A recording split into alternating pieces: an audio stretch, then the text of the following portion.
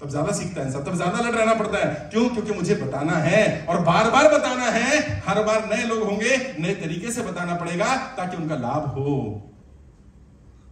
20,000 बच्चे एक teacher, मोनोटोरियल education system होता था और 20,000 बच्चे आराम से पढ़ जाते थे, इसलिए उसको गुरुकुल कहा जाता था। गुरु और उसका कुल, ये पूरा कुल। और इसलिए सब लोग आपस में गुरु भाई कहलाते थे, गुरु बहनें कहलाती थी, जो क्योंकि सब एक ही गुरु के शिष्य होते थे। कहते हैं ऐसा सिस्टम है तो क्या करो, इसको तबाह करो पहले तो क्या करा भाई, ये पुराना सिस्टम नहीं चलेगा, मॉडर्न एजुकेशन आएगी। और ये मॉडर्न एजुकेशन ही तबाही की शुरुआत थी भारत की। उस एजुकेशन में इंटरेस्ट को जज करना समाप्त थी। अभी यहां पूछा जाए ना ए फॉर, ज्यादातर बोलेंगे एप्पल, बचपन से सिखाया गया है। टीचर ही बोलती है ए फॉर एप्पल, अच्छा इसे अनार लिख दिया, नहीं अनार कैसे हो सकता है, एप्पल ही होगा। ओ भाई कुछ भी लिखे, क्या मर्जी उसकी, ऐसे आना चाहिए ना। तो क्या करो, यूनिकनेस को तबाह करो। और जैसे ही यूनिकनेस तबाह हुई, क्लास में जो बच्चा यूनिक होता है, जो और से अलग जवाब देता है, अलग तरीके से बात करता है, उसे साइड कर दिया गया। और जीवन में देखना, जो अलग कर दिया गया वो ज्यादा सफल मिलेगा, बाकी लोग कहीं ना कहीं उसके नीचे काम करते मिलेंगे। तुम वो अलग किसी भी रूप में कराओ। ज्यादातर मुझे टॉपर मिलते हैं ना, टॉपर कहीं नौकरी करते मिलते हैं।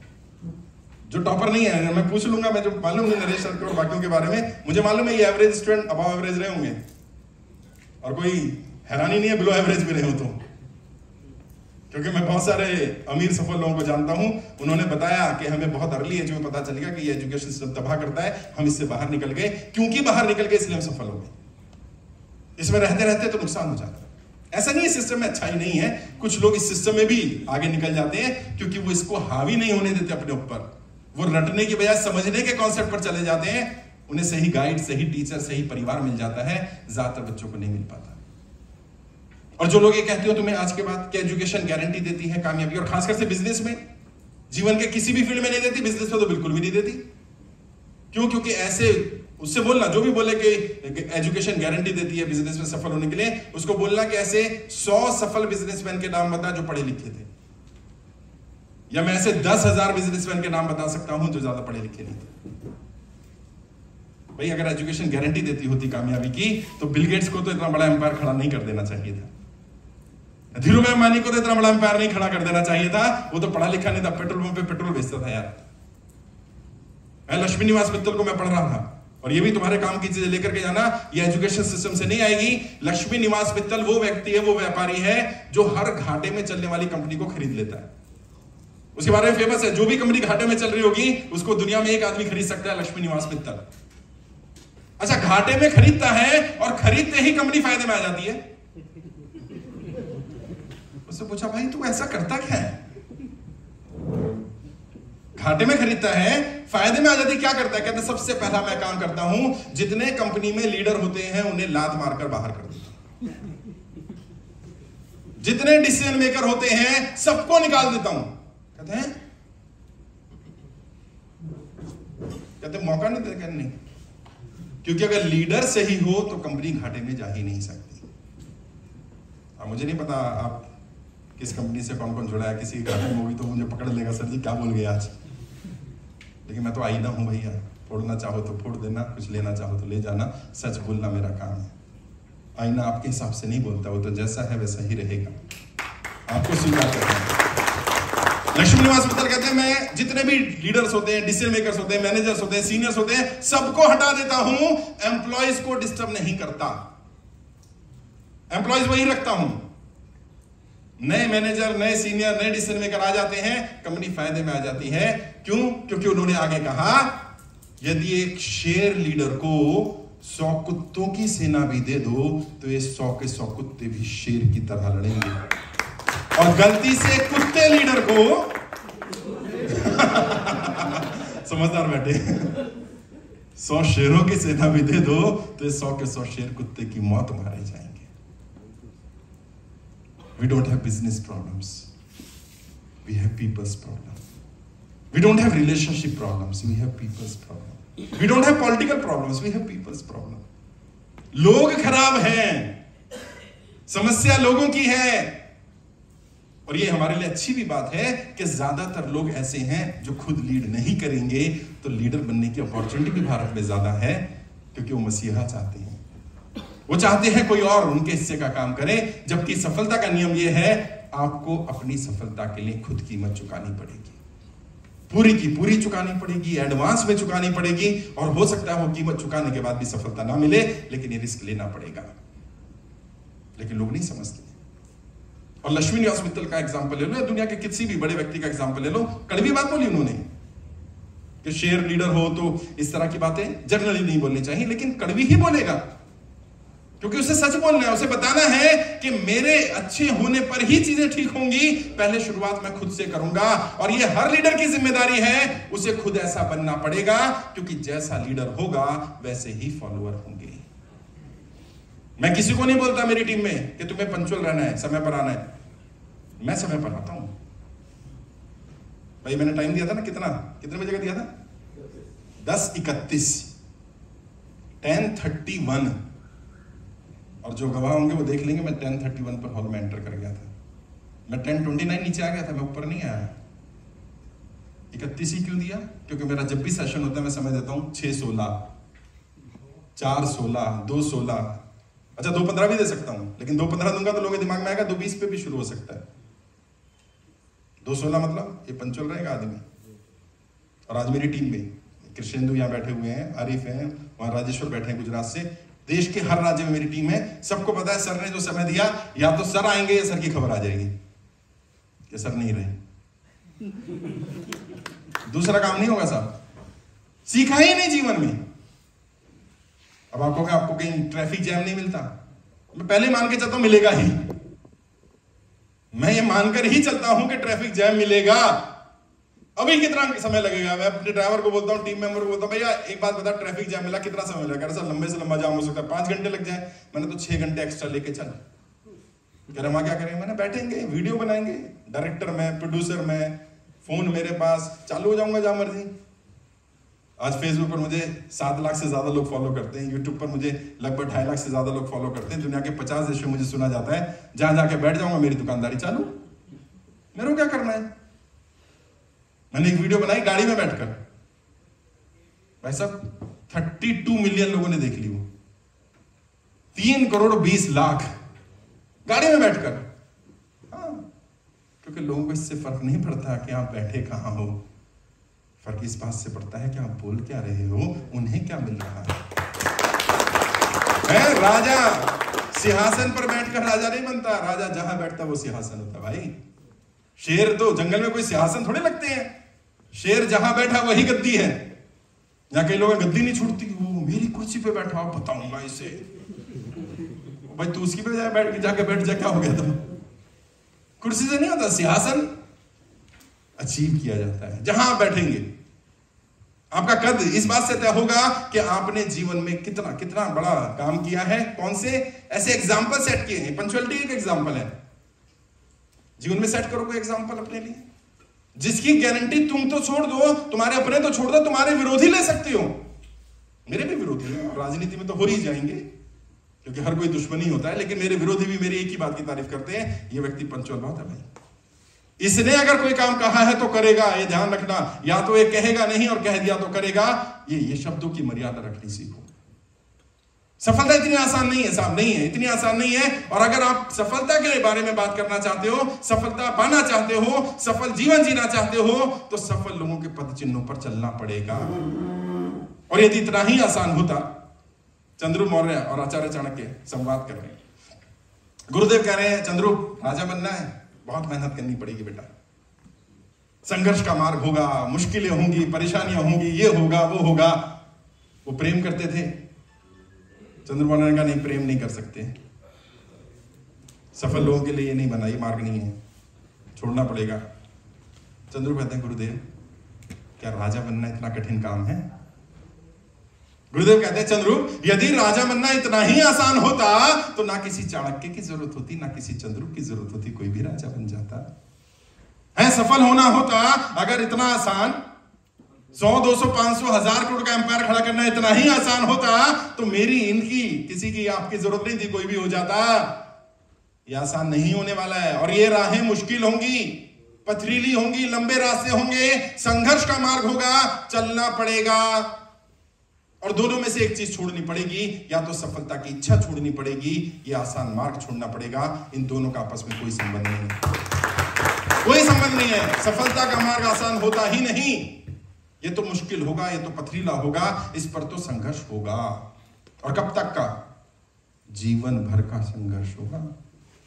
ये मत समझ लेना कि कोई मंजिल आई और बस वहां आकर ठहर गए, अब कोई संघर्ष नहीं है, तब अलग स्तर का संघर्ष होगा। मुझे भी ऐसे ही लगता था कि एक लेवल पर आ जाऊंगा, उसके बाद तो क्या कंपटीशन, फिर तो कोई कंपटीशन, पता चला तेरी वहां तो लेवल ही अलग है। यहाँ बैठे ना अलग अलग लेवल के अचीवर्स, जब उसको पता चला होगा उसने 10 लाख 15 लाख का बिजनेस किया, सामने वाला को आएगा 5 करोड़, तेरी क्या करना है यार? दो ही काम है, या तो भाग लो या भाग लो। कुछ लोगों को देर में समझ में आएगी, या तो भाग लो या भाग लो, या भाग लो। आगे लोग भागेंगे, ये लोग भाग लेंगे, विकल्प चुनना पड़ेगा। सफलता वाले लोग, सफलता पाने वाले लोग, वो भागते नहीं है, वो भाग लेते हैं, वो पार्टिसिपेट करते हैं। उन्हें जब कोई चैलेंज दिया जाता है, जब कोई मुश्किल काम दिया जाता है, तो वो क्या कहते हैं, और लेकर जाना है सेंटेंस। हर सफल आदमी ने अपने कंप्यूटर, अपने लैपटॉप, अपने मोबाइल पर लिखा होता है, ये मुश्किल कार्य है इसलिए ये मेरे करने योग्य है। तो क्या करते हैं, जब कोई आसान कार्य आता है तो दूसरे को दे देते हैं। दोबारा दे रहा हूं सेंटेंस, ले जाना, दिमाग में बैठ जाए। लिखना चाहो लिख भी लो, लिखने की जरूरत नहीं होती। मैंने कहा ना, ये यहां लिखो, ये मुश्किल कार्य है इसलिए ये मेरे करने। अच्छा, कुछ लोग बोल भी नहीं रहे, करना पड़ गया तो मैं तो आसान वाला करता हूं। सर जी कह रहे हैं मुश्किल कार्य मेरे करने योग्य। हाँ, दोहरा सकते हो इसको, ये मुश्किल कार्य है, वही बोले जो कर सकता हूं, जो नहीं कर सकता ना बोले। ये मुश्किल कार्य है इसलिए ये मेरे करने योग्य है। और जिस दिन ऐसा कर लोगे ना, उस दिन देखना जीवन में क्या होगा, क्रांति, परिवर्तन उस दिन से शुरू। तो क्या होगा, जो आसान काम मिलेगा दूसरे को, भाई ये तू कर, ये तू कर, ये तू कर। वो कहे साहब ये मुश्किल, अच्छा आजा मेरा वाला, ये तो मेरा वाला काम है। मेरी टीम में सब काम दूसरे लोग कर लेते हैं, जो करते हैं ये टेढ़ा है तो मेरा है। वो था ना एक स्लोगन था, टेढ़ा है पर हाँ, तो जो टेढ़ा काम आ जाए वही वाला मेरा भैया। और जब तुम ज्यादा टेढ़े काम करने लगते हो, ज्यादा मुश्किलों को फेस करने लगते हो, तो जीवन में क्या होता है वो भी बताता हूं। समस्याएं केवल तब तक समस्याएं लगती हैं जब तक तुम उनसे भाग रहे होते हो। जैसे समस्या के सामने फेस करके खड़े हो जाते हो, समस्या का कद बढ़ना बंद। जैसे समस्या के तरफ जाने लगते हो, समस्या छोटी। भगवान श्री कृष्ण और उनके भाई दाऊद जंगल में जा रहे थे, रात का समय था। तो भगवान श्री कृष्ण ने कहा कि दाऊद थोड़ी देर आराम कर लो, फिर आगे बढ़ेंगे, और यहाँ कोई राक्षस ना आ जाए, कुछ ना आ जाए तो मैं पहरेदारी करूंगा, आप आराम कर लो। दाऊद ने कहा नहीं कृष्णा, तुम छोटे हो, तुम आराम करो, मैं पहरेदारी करता हूं, फिर तुम पहरेदारी कर लेना, मैं आराम करूं। बड़े भाई की बात मानी, भगवान श्री कृष्ण एक पेड़ के नीचे जाके सो गए। अचानक वहां एक राक्षस प्रकट होता है और वो चिल्लाकर बोलता है दाऊद से, तुम कौन हो, यहां क्यों आए, ये मेरा इलाका है, तुम्हारी हिम्मत कैसे हुई यहां आने की।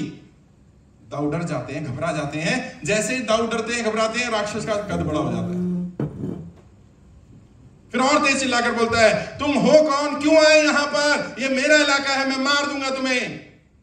दाऊद और डर जाते हैं और घबरा जाते हैं, और ये राक्षस का कद और बड़ा हो जाता है। फिर और तेज चिल्ला करके बोलता है, दाऊद और घबरा जाते हैं, इतने घबरा जाते हैं कि मूर्छित हो जाते हैं, और मुंह से निकलता कृष्णा। कृष्णा मुझसे निकला, मूर्छित होकर गिर गया। भगवान श्री कृष्ण की आंख खुली, उनको लगा भाई को शायद नींद आई, मेरा नाम लिया, वो सो गए हैं। भगवान श्री कृष्ण पैदा दे रहे, देखी नहीं कोई है। और राक्षस तो और बड़ा साइज का हो चुका था, और चिल्लाकर बोलता है, तुम कौन हो, यहां क्यों आए, मेरा इलाका है, मैं खा जाऊंगा, मार दूंगा तुम्हें। भगवान श्री कृष्ण कहते हैं, तू कौन होता है मुझसे पूछने वाला, तू बता तू कौन, और ये सारा जगत, सारी सृष्टि मेरा इलाका है, तू कौन। अच्छा, कद छोटा होना शुरू हो जाता है। फिर राक्षस थोड़ा और चिल्लाकर बोलता है, भगवान श्री कृष्ण और तेज बोलते हैं, और छोटा हो जाता है, और छोटा हो जाता है, इतना छोटा हो जाता है उनके हाथ पे आ जाता है।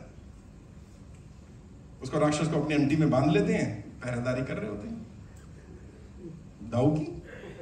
अब दाऊ सो रहे हैं, देखते हैं सुबह हो गई, दाऊ उठे नहीं, उठाते हैं, थोड़े मूर्छित है, पानी की छींटे मारते हैं, दाऊ उठते हैं घबरा के, कृष्णा चलो यहां से, यहां एक राक्षस है, हमें खा जाएगा, बहुत बलवान, बहुत शक्तिशाली है। भगवान श्री कृष्ण मुस्कुराते और निकालते हैं यहां से, यही वाला है क्या? दाऊ कहते हैं तो यही। और फिर यहां भगवान श्री कृष्ण एक संदेश देते हैं कि तुम्हारा डर, तुम्हारी घबराहट, तुम्हारी परेशानियां, वो सब ऐसी ही हैं। जब जब तुम उनसे डरते हो, घबराते हो, दूर जाते हो, वो बड़ी होती जाती हैं। तुम्हें लगता है तुम्हें फंसा लेंगी, तुम्हें लगता है तुम्हें गिरा लेंगी, तुम्हें हरा देंगी, लेकिन जब तुम उन परेशानियों की तरफ मुड़ जाते हो तो छोटी हो जाती है। और मैं इससे आगे बढ़कर एक बात और दे रहा हूं, ये भी लेकर जाना, ये भी जीवन में बदलने वाली काम है, ये क्रांतिकारी काम होगा आज के बाद। जीवन में जितनी बड़ी समस्या होती है, उस समस्या के पीछे उतना या उससे बड़ा लाभ छुपा होता है। जितनी बड़ी समस्या उतना बड़ा लाभ छुपा होता है। तो जीवन में क्या चाहोगे, समस्याएं छोटी आए कि बड़ी आए? और तेरी, अभी तक तो समस्याओं से भाग रहे थे, अभी बड़ी समस्या चाहिए। हाँ, और ये मैं अपने अनुभव से भी बता रहा हूं, और मैं उन कंपनियों के, उन लोगों के अनुभव से बता रहा हूं जिनके साथ काम किया। उन्होंने कहा मुझे सबसे बड़ी अपॉर्चुनिटी तब मिली जब मैं जीवन के सबसे मुश्किल दौर में था। और अपने बारे में सोचना, थोड़ा सा फ्लैशबैक में जाना, तुम्हारे जीवन में सबसे बड़ा परिवर्तन तब आया जब तुम बुरे दौर से गुजर रहे थे। वो बुरा दौर ना आता तो वो फिर वो दौर नहीं आता जो अच्छा दौर था। कई लोग उस बुरे दौर में हताश हो जाते हैं, हार मान लेते हैं, गिर जाते हैं, टूट जाते हैं, छोड़ देते हैं। वो छोड़ने का समय नहीं, वो भाग जाने का समय नहीं, वो भाग लेने का समय होता है। हर समस्या, जितनी बड़ी समस्या उतना या उससे बड़ा लाभ छुपा होगा। जीवन में जब जब समस्या आए, समझ लेना समस्या कुछ देने आई है, कुछ लेने नहीं आई। ऐसे जब कस्टमर कोई आता है तो वो कुछ देने आता है, वो लेने नहीं आता। इसलिए कहा जाता है ग्राहक भगवान है। मैं एक बड़े व्यक्ति से मिला, महान व्यक्ति से, और जीवन में बहुत कम मौका मिलता है कि महान लोगों से मिल जाए आप। क्यों? क्योंकि सफल लोग बहुत मिल जाएंगे, महान कम मिलेंगे। महानता सफलता से बड़ी चीज होती है। जैसे, और सफल होना भी जरूरी नहीं है महान बनने के लिए। हाँ, सुभाष चंद्र बोस अपने उद्देश्य में सफल नहीं हुए, लेकिन क्या उनकी महानता में कोई कमी है? महान है। भगत सिंह, शहीद आजम भगत सिंह सफल नहीं हुए। जिस उद्देश्य से उन्होंने फांसी चढ़ी वो उद्देश्य पूरा नहीं हुआ था, लेकिन क्या उनकी महानता में कमी है? 23 वर्ष की उम्र यार, झांसी की रानी लक्ष्मीबाई 17 वर्ष की उम्र, सफल नहीं हो पाई, हार गए वो लड़ाई, लेकिन उसकी महानता में कोई कमी नहीं है। तो महान होने के लिए सफल होना जरूरी नहीं है, और महानता बड़ी चीज है, सफलता से बड़ी चीज है। जीवन में कामना करो कभी तो महानता की करो कि ऐसा अवसर मिले कि जिसमें महानता साबित हो, सफलता तो मिल ही जाएगी। फिर एक महान व्यक्ति से मिला, अग्रवाल पैकर्स एंड मूवर्स के मालिक हैं रमेश अग्रवाल साहब। मैंने जो बताया आरपीजी मिरर एक ग्रुप चलाते हैं हम लोग, जिसमें बिजनेसमैन को ट्रेनिंग देने का काम करते हैं। वहां आए थे एज ए गेस्ट। उन्होंने अपना जीवन का जर्नी थोड़ी सी बताई। 2-3 बातें जो आपके काम की वो दे रहा हूं, क्योंकि ये आपके काम की चीजें हैं। वैसे तो उन्होंने बहुत कुछ बताया, 2-2.5 घंटे उन्होंने बात की। उन्होंने जब अग्रवाल पैकर्स एंड मूवर्स शुरू किया था, अब तो कई 1000 करोड़ की कंपनी है, सेना से रिटायर होकर के आए थे, और उन्हें कुछ 50-60 हजार रुपए अपनी पेंशन मिली थी। 1 रुपया अपने अकाउंट में छोड़कर बाकी सारा पैसा सैनिकों की विधवाओं के जो फंड था उसमें दे आए थे, दान कराए थे। 1 रुपया रख लिया था अपने पास। तो कई लोगों ने कहा उस जमाने में यार 1 रुपये से कैसे काम चलेगा? नहीं, कोई बात नहीं, कर लेंगे कुछ। और इतना बड़ा एम्पायर खड़ा किया उन्होंने घटना बताई, अपनी सच्ची घटना। कहते जब मैं कंपनी में, जब सेना में जॉब करता था, तो एक दिन क्या हुआ, हम लोग सेना का ऑफिशियल काम करते थे और बैरक में आके रुक जाते थे। ऑफिस से हम लोग निकले, मैं और मेरा एक साथी, दोनों निकल करके अपने बैरक पहुंच गए। बैरक पहुंचने के बाद मुझे याद आया कि मैं यहां से बल्ब और पंखा बंद करना भूल गया, क्योंकि जब हम बैठे थे तो लाइट थी, लाइट चली गई थी। उसके बाद हम दफ्तर से निकल आए, मैं वो भूल गया हूं। एक ही लाइट, छोटा बल्ब और एक पंखा चलता हुआ छोड़ आया हूं।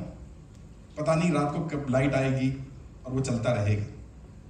10 किलोमीटर का डिस्टेंस है, पैदल जाना है। तो दोस्त को बोलते हैं यार चलते हैं, बंद भी कराएंगे और नुकसान होगा। वो कहता वो पागल है क्या, ये कोई हमारे बाप की थोड़ी है। और बिजली तो सरकारी है, वैसे ही बहुत घोटाले घपले होते रहते हैं, एक बिजली एक पंखा और एक बल्ब से क्या नुकसान होगा। कहते नहीं यार, वेस्ट होगा और वेस्ट नहीं होना चाहिए। कहते हो सकता है तूने याद ना दिया हो, तेरे को याद ना रहा तूने बंद कर दिया। कहते नहीं मुझे याद आ रहा, मैंने तो बंद नहीं किया, तू भी कह रहा नहीं किया, तो वो खुला है। दोस्त नहीं माना, थका हूं, ये है वो है, वो चले गए। जाकर देखा तो वाकई लाइट आई हुई थी, पंखा और लाइट जल रही थी। खोला वो पंखा, लाइट बंद की, वापस आ गए। दोस्त को बताया, दोस्त ने कहा ठीक है हो गया। अब बताते हैं कि मैंने जब ये कंपनी बढ़ा ली, इतना सब कुछ कर लिया, तो मेरा वही दोस्त मेरे पास आया नौकरी मांगने। इस घटना के 30 वर्ष बाद, रिटायरमेंट के 20 वर्ष बाद, कहते मेरे दफ्तर आया, वो कहते जी रमेश अग्रवाल जी मुझे जानते हैं। उन्होंने कहा जानते होंगे, अगर जानते होंगे तो आपका नंबर भी होगा, बात कर लो। कह रहे नहीं मेरे दोस्त हैं वो। कह रहे दोस्त है तो फिर तो जरूर नंबर होगा। कह रहे नंबर नहीं है। तो सिक्योरिटी गार्ड से बहस करता रहा। गार्ड ने कहा चलो मैं मैनेजर से बात करता हूँ। उसने मैनेजर को बताया कि ऐसे से है, बता रहा है सेना से रिटायर है, उनका दोस्त है। अच्छा रमेश जी का नेचर बहुत अच्छा है, कभी आप मिलिएगा उस व्यक्ति से, जेन्युइनली डाउन टू अर्थ व्यक्ति है, लगेगा ही नहीं कि आप इतने बड़े व्यक्ति से मिल रहे हैं। और ज्यादातर शायद बड़े लोगों में इसलिए ही वो बड़े हैं क्योंकि वो जमीन पर पैर रखते हैं। बहुत से आसमानों को धुआं होते देखकर मैं कभी अपनी सतह से ऊपर नहीं गया। तो अपनी सतह पर रहते हैं तो शायद इसलिए ही वो बड़े रहते हैं, जमीन बड़ी रहती है उनकी। उन्हें जब पता चला, नाम सुना, उन्होंने तुरंत अरे यार मेरा दोस्त है, और ये नहीं बोला कि अंदर लेकर आओ, करा नहीं मैं जा रहा हूं लेने उसको रिसीव करने। यही दोस्ती होती है। गए गेट पर जाकर के उसको गले लगाया, वो बड़ा खुश हुआ, अरे यार मेरा दोस्त मुझसे इतना याद भी रखा और मुझे लेने आया। लेकर गए अपने कैबिन में, गए कंपनी दिखाई, पूछा हाल चाल कैसे चल रहा है। कह रहे यार बहुत बुरे हालात हैं, और नौकरी तो साथ ही छोड़ी थी हमने, तूने तो अपना सारा पैसा भी दान कर दिया था, मैं तो अपना पैसा भी लेके गया था, लेकिन तूने तो इतना बड़ा एम्पायर खड़ा कर लिया, मैं तो कुछ कर नहीं पाया जीवन में। कह रहे अब क्या करोगे। कह रहे नौकरी ढूंढ रहा हूँ भाई, कोई नौकरी दे दे। कह रहे भाई नौकरी तो मेरे पास भी नहीं है तेरे लिए। कह रहे यार इतनी अच्छी दोस्ती, इतना सब, नौकरी नहीं है। कहते तेरे को याद है वो घटना, ये वाली घटना याद कर, 30 साल पहले, रिटायरमेंट से 20 साल पहले, जब रिटायर हो गए अब तो 10 साल पहले की घटना है, याद कर क्या हुआ था दफ्तर में। तो उसने कहा मुझे याद है। तेरे पास उसी दिन तय हो गया था कि तेरे अंदर ओनरशिप नहीं है, और उसी दिन मैंने समझ लिया था कि तेरे अंदर क्योंकि ओनरशिप नहीं है तो कभी मालिक नहीं बन सकता। सब कंपनी में मालिक बना करके मालिक नहीं बना जाता है, ओनरशिप अंदर से आती है कि ये मेरी चीज है, इसका नुकसान नहीं होना चाहिए, इसका मिसयूज नहीं होना चाहिए। मेरा दफ्तर है, ये मेरी गाड़ी है, भले मेरी नहीं है, कंपनी की है, लेकिन मैं यूज करूंगा, मिसयूज नहीं करूंगा। और इसलिए संबंधों का, चीजों का यूज करो भरपूर। यूज करने में बुराई नहीं है, मिसयूज मत करो। के लोग कहते सब यूज करो, हाँ इस्तेमाल करने के लिए। भाई मुझे गुजरात में कोई काम हो और मैं अपनी गुजरात की टीम को ना बोलूं और उन्हें कभी पता चले तो कहीं सर मुझे अपने नहीं मानते थे यार। यूज करो संबंधों को, कोई बुराई नहीं, मिसयूज मत करो। ऐसा ना हो जाए कि मेरा लाभ होता रहे और सामने वाला का नुकसान होता रहे। और तुम्हें एक किताब रिकमेंड कर रहा हूं, पढ़ना, 7 habits of highly effective people, Stephen R Covey. उन्होंने 7 आदतें बताई हैं। बहुत सारी अच्छी आदतें हैं दुनिया के सफल लोगों में जो होती हैं, लेकिन उन्होंने समराइज करके 7 बताई। 7 में एक आदत ये भी है